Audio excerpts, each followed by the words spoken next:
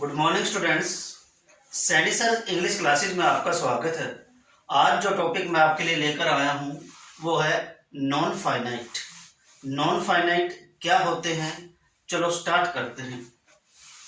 देखिए बेटा, एक वर्ड लिखा है मैंने यहाँ पे, वर्ब। वर्ब जो है दो प्रकार की होती है। फर्स्ट है फाइनाइट वर्ब और दूसरी है non finite verb. Finite verb क्या होती है और नॉन फाइनाइट वर्ब क्या होती है। देखिए पहले फाइनाइट वर्ब देखते हैं क्या होती है। फाइनाइट वर्ब ऐसे वर्ब्स जिन पर सब्जेक्ट एवं पर्सन्स का प्रभाव पड़ता हो, वो कौन सी वर्ब होती है? Finite verb. ऐसे वर्ब जिन पर सब्जेक्ट एवं पर्सन का प्रभाव पड़ता हो। और नॉन फाइनाइट क्या होती है? जस्ट इसके अपोजिट। ऐसे वर्ब्स जिन पर सब्जेक्ट एवं पर्सन्स का प्रभाव नहीं पड़ता हो, वो कौन सी वर्ब होती है? Non finite verb. एक एग्जाम्पल से मैं इसको समझाने का प्रयास करता हूं। देखिए बेटा, ये एग्जाम्पल है। यह एक सेंटेंस में लिखता हूं, आई गो। क्या लिखा है? आई गो। यहां सब्जेक्ट क्या है हमारे पास? आई, और वर्ब कौन सी है? गो। अब देखिए बेटा, ये जो वर्ब है गो, ये मैं आपसे कहता हूं कौन सी वर्ब है? ये फाइनाइट वर्ब है। आप पूछेंगे सर क्यों? क्योंकि ये जो वर्ब है इस पर सब्जेक्ट एवं पर्सन का प्रभाव पड़ता है, इसलिए कौन सी वर्ब है? फाइनाइट वर्ब है। कैसे पड़ता है? देखिए यहाँ पे सब्जेक्ट है आई और पर्सन से फर्स्ट। इसको यदि मैं चेंज कर देता हूं तो ये वर्ब भी चेंज हो जाएगी, इसलिए ये फाइनाइट वर्ब है। देखिए यहां मैं चेंज करता हूं, क्या कर दिया मैंने? ही। तो ये क्या हो जाएगा? गोज। तो जैसे ही मैंने इसका सब्जेक्ट और पर्सन चेंज किया तो ये वर्ब पर प्रभाव पड़ा, इसलिए कौन सी वर्ब हो गई? Finite verb. देखिए फिर से मैं इसको चेंज करता हूं, यहां यू करता हूं तो फिर इस पर प्रभाव पड़ जाएगा। क्या हो जाएगा? You go. एक एग्जाम्पल आपको और देता हूं। देखिए, आई वांट टू गो।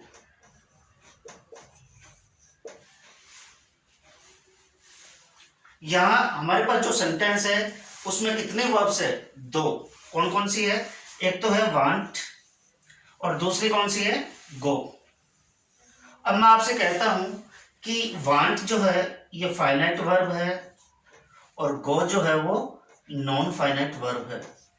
आप कहेंगे सर क्यों? क्योंकि वांट जो है इस पर सब्जेक्ट एवं पर्सन का प्रभाव पड़ेगा और इस पर गो पर नहीं पड़ेगा। यहां पर एक बात ध्यान देने योग्य है कि कोई भी जो वर्ब होती है वो अपने आप में न तो फाइनाइट होती है और न ही नॉन फाइनाइट होती है। वो किस पर डिपेंड करता है? वो वाक्य के स्ट्रक्चर पर डिपेंड करता है कि वो फाइनाइट वर्ब है या नॉन फाइनाइट वर्ब है। तो यहां पर देखिए, गो जो है यहां पर फाइनाइट वर्ब थी, यहां पर कौन सी है? Non finite. देखिए यहां पर मैं इसका सब्जेक्ट और पर्सन चेंज करता हूं, यहां करता हूं ही, तो ये हो जाता है ही वांट्स टू गो। ये चेंज हो गई, ये चेंज नहीं हुई। फिर चेंज करता हूं सब्जेक्ट और पर्सन, देखना यू करता हूं, क्या हो जाएगा? You want to go. ये थी बेटा फाइनाइट वर्ब क्या होती है और नॉन फाइनाइट वर्ब क्या होती है। हमारे सिलेबस में है नॉन फाइनाइट, इसलिए हम केवल इसको ही डिस्कस करेंगे। अब देखिए बेटा, नॉन फाइनाइट जो है वो तीन प्रकार के होते हैं। फर्स्ट है इन्फिनेटिव, सेकंड है जिरंड और थर्ड है पार्टिसिपल्स। इन्फिनेटिव दो प्रकार के होते हैं। फर्स्ट है बेयर इन्फिनेटिव और सेकंड है टू इन्फिनेटिव। जिरंड और उसके बाद है पार्टिसिपल्स। पार्टिसिपल्स में तीन प्रकार के होते हैं। फर्स्ट है प्रेजेंट पार्टिसिपल्स, सेकंड है पास्ट पार्टिसिपल्स और थर्ड है परफेक्ट पार्टिसिपल्स। अब देखिए बेटा, आपका जो एग्जाम है उसमें ज्यादातर इन्फिनेटिव और जिरंड से ही क्वेश्चन आता है, इसलिए हम आज केवल इन्फिनेटिव और जिरंड के ही बारे में डिस्कस करेंगे। पार्टिसिपल्स के बारे में नेक्स्ट वीडियो में डिस्कस करेंगे। पहले इन्फिनेटिव और जेरंड के बारे में आज करेंगे। देखिए इन्फिनेटिव जो है वो दो प्रकार के हैं, फर्स्ट है बेयर इन्फिनेटिव और दूसरा है टू इन्फिनेटिव। और जेरंड अकेला होता है।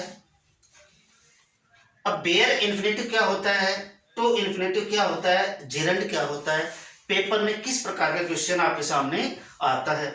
ये सेंटेंस मैंने यहाँ पे लिखा है, देखिए बेटा, आई सा हिम ब्लैंक गो।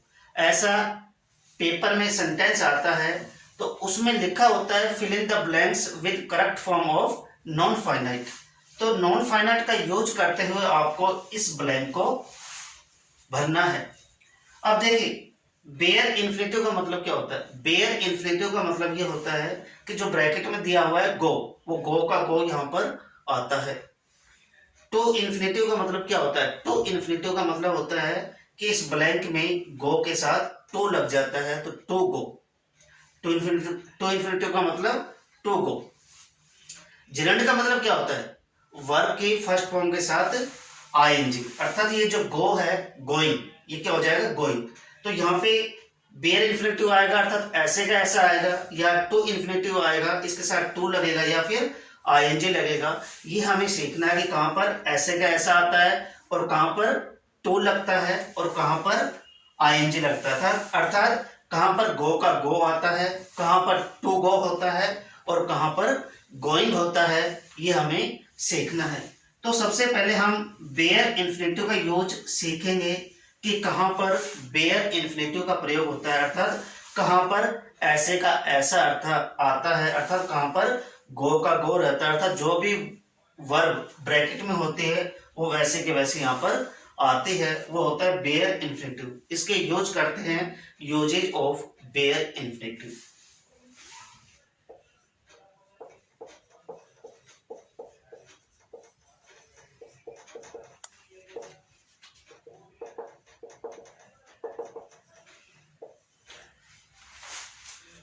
बेटा usages of bare infinitive, bare infinitive का यूज जो है कहाँ कहाँ होता है ये हम सीखते हैं। तो फर्स्ट जो यूज बेयर इन्फिनेटिव का होता है वो कहां पर होता है, आफ्टर ऑल मॉडल्स। सभी मॉडल्स के बाद बेयर इन्फिनेटिव का यूज आपको करना है। जब कौन कौन से मॉडल है, can, could, may, might, shall, should, will, would, ये सभी क्या है मॉडल्स। और इन मॉडल्स के बाद किसका प्रयोग होता है, बेयर इन्फिनेटिव का, अर्थात ऐसे का ऐसा आता है। एग्जाम्पल हम देखते हैं, यू कैन ब्लैंक ब्रैकेट में गो। ये सेंटेंस एग्जाम में आता है तो इसमें आपको क्या करना है, गो का गो करना है, क्योंकि कैन जो है मॉडल है और मॉडल के बाद किसका प्रयोग होता है, बेयर इन्फिनेटिव का। दूसरा जो यूज है इसका, आफ्टर सम सर्टेन वर्ब्स। कुछ एक वर्ब्स है जिनके बाद हमेशा बेयर इन्फिनेटिव का प्रयोग होता है। कौन कौन सी वो वर्ब्स है आओ चलो देखते हैं। Make, let, bid, feel, hear, see, watch, notice, observe. ये वर्ब्स है। इन वर्ब्स के बाद आपको बेयर इन्फिनेटिव का यूज करना है, अर्थात ब्लैंक से पहले इनमें से किसी भी वर्ब का प्रयोग हो, उसकी कोई भी फॉर्म हो, जैसे मेक है, मेक की कोई भी फॉर्म हो, मेक हो या मेड हो, बेयर इन्फिनेटिव का यूज आपको करना है। देखिए for example, I made him sleep. ये सेंटेंस है। अब ये सेंटेंस यदि पेपर में आता है, एग्जाम में आता है, तो आपको क्या करना है, यहां पर स्लिप का स्लिप करना है, क्योंकि इसमें बेयर इन्फिनेटिव आएगा।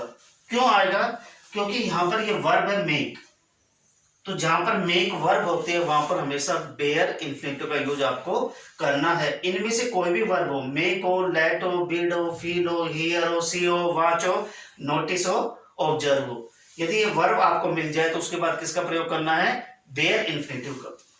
एक एग्जांपल और देखते हैं। आई लेट हिम, क्या आएगा? वेरी सिंपल, क्योंकि यहां पे लेट आ गया, क्या आएगा? लेट के बाद किसका प्रयोग होता है? बेयर इन्फिनिटिव का, तो इसमें क्या आएगा? गो का गो। क्लियर बेटा? ये वर्ब याद कर लेना, make, let, bid, feel, hear, see, watch, notice, observe. तीसरा जो यूज है इसका, वुड रैदर के बाद बेयर इन्फिनिटिव का यूज होता है। वुड रैदर के बाद,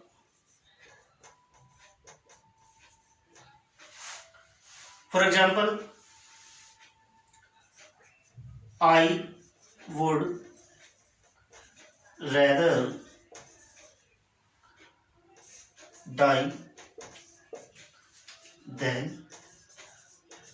bag. I would rather blank bracket में डाई देन बेग। इसमें क्या आएगा? देखिए यहां लिखा है वुड रैदर के बाद हमेशा किसका प्रयोग होता है? बेयर इन्फिनिटिव का। तो यहां वुड रैदर है ब्लैंक से पहले, तो आपको किसका प्रयोग करना है? बेयर इन्फिनिटिव का, अर्थात यहां पर क्या आएगा? डाई का डाई। तो तीन यूजेज अब तक हमने सीखे हैं। फर्स्ट है मॉडल्स के बाद आपको बेयर इन्फिनिटिव का यूज करना है। सेकंड है कुछ एक वर्ब्स है, इनके बाद आपको बेयर इन्फिनिटिव का यूज करना है। और तीसरा है वुड रैदर के बाद आपको बेयर इन्फिनिटिव का यूज करना है। नेक्स्ट यूज देखते हैं हम इसको। ये वर्ड है कुछ एक्सेप्ट, बट और देन, इनके बाद किसका प्रयोग करना है? Bare infinitive.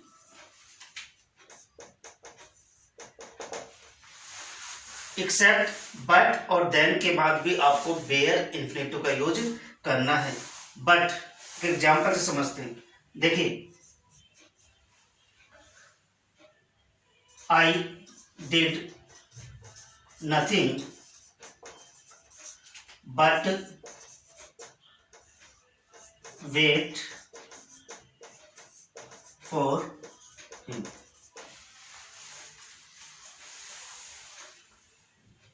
I did nothing but blank bracket में वेट फॉर हिम। तो इसमें क्या आएगा? बेयर इन्फिनिटिव, क्योंकि इसमें बट आ गया, तो बट के बाद हमेशा बेयर इन्फिनिटिव का यूज आपको करना है। तो यहां पर बट है, तो इसमें क्या आएगा? बेयर इन्फिनिटिव अर्थात वेट।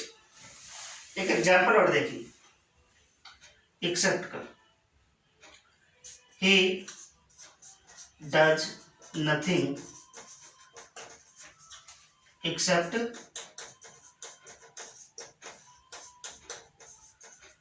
प्ले।